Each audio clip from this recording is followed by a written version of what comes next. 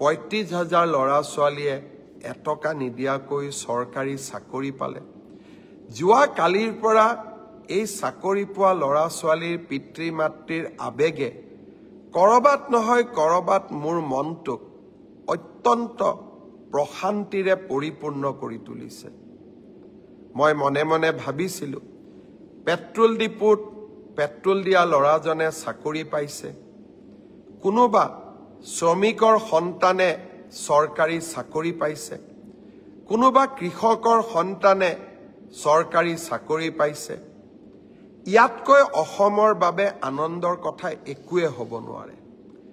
ৰাকেশ পালৰ দিনৰ অসমখনক আজি আমি এখন নতুন অসমলৈ পৰিৱৰ্তন কৰিব পাৰিলো।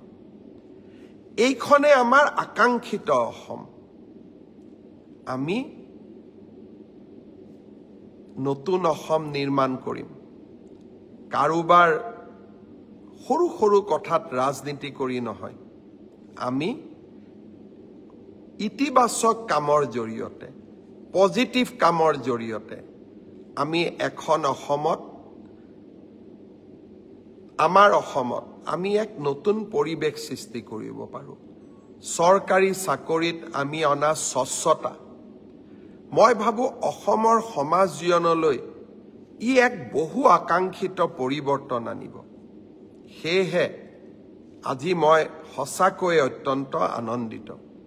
মই আপোনালোকৰ পৰাও সহযোগিতা বিচাৰিম, এনেকৈ যাতে আমি অসমৰ বাবে নতুন নতুন কাম আৰু আমাৰ যুৱক যুৱতীসকলৰ বাবে এখন আশাৰে পৰিপূৰ্ণ অসম আমি নিৰ্মাণ কৰিব পাৰোঁ।